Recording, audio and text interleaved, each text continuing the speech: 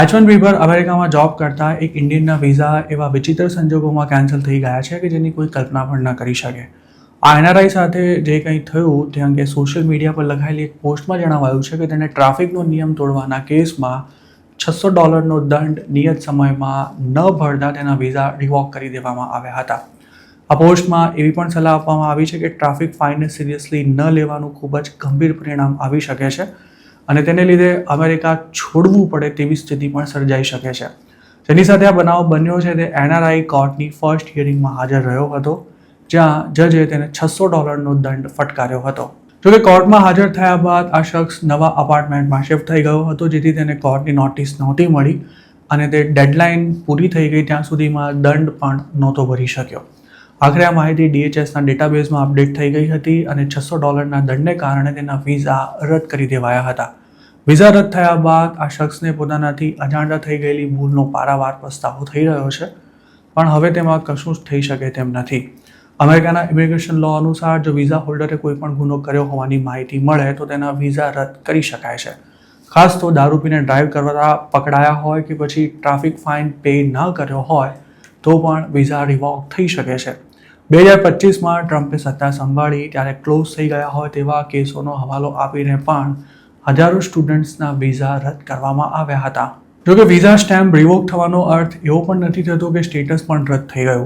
જેની સામે આ કાર્યવાહી થઈ હોય તે જો અમેરિકાની અંદર જ હોય, લીગલી H1B પર કામ કરી રહ્યો હોય, તેની પાસે વેલિડ I-94 હોય અને H1Bનું સ્ટેટસ પણ ચાલુ હોય તો અમેરિકા નથી છોડવું પડતું. પણ આ વિઝા હોલ્ડર જ્યારે યુએસની બહાર જાય ત્યારે તેને પાછા આવવા માટે નવેસરથી વિઝા મેળવવા પડે છે, જેના માટે ફરી ઇન્ટરવ્યૂ આપવાનો રહે છે અને આ પ્રોસેસમાં વધારે પડતી તપાસનો પણ સામનો કરવો પડી શકે છે.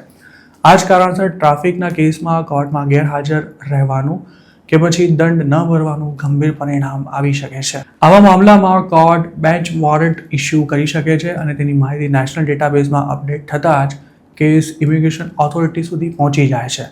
જોકે DUI જેવો ગંભીર ગુનો ન કર્યો હોય તો ઇમિગ્રેશન લોયરની સલાહથી રાહત મેળવવા માટે અપ્લાય કરી શકાય છે, પણ આ પ્રોસેસ ઘણી લાંબી અને ખર્ચાળ બની શકે છે. અમેરિકાની સરકારે લીગલ ઇમિગ્રેશન પર જે સખ્તી બોલાવી છે તેના કારણે અગાઉ જે પ્રકારની કડક કાર્યવાહી નહોતી કરાતી તે હવે સામાન્ય ગુનામાં પણ થઈ રહી છે અને તેનો ભોગ ઘણા ઇન્ડિયન્સ પણ બન્યા છે. H1B હોલ્ડર્સની જ વાત કરીએ તો આમે હાલ તેમને નોકરી ટકાવી રાખવા માટે કે પછી નવી જોબ શોધવા માટે સંઘર્ષ કરવો પડી રહ્યો છે. તેવામાં જો ઇમિગ્રેશનને લગતી કોઈ ઉપાધિ સર્જાય તો તમામ ગણતરીઓ ખોરવાઈ શકે છે. થોડા દિવસો પહેલાં જ આવો એક કેસ રેડિટ પર ચર્ચાનો વિષય બન્યો હતો, જેમાં જોબ છૂટી ગયા બાદ સ્ટેટસ ચેન્જ કરાવવામાં પોતાની તમામ સેવિંગ્સ ખર્ચી નાખનારા એક ઇન્ડિયન યુવકને એકાદ વર્ષ બાદ અમેરિકા છોડવાનો વારો આવ્યો હતો. તે વખતે તેની સ્થિતિ એવી થઈ હતી કે એજ્યુકેશન લોન ભરવાની બાકી હતી અને તે અમેરિકામાં રહીને જોબ કર્યા બાદ પણ કોઈ જ બચત નહોતો કરી શક્યો, જેથી તેને ખાલી હાથે ઇન્ડિયા પાછા આવવું પડ્યું હતું.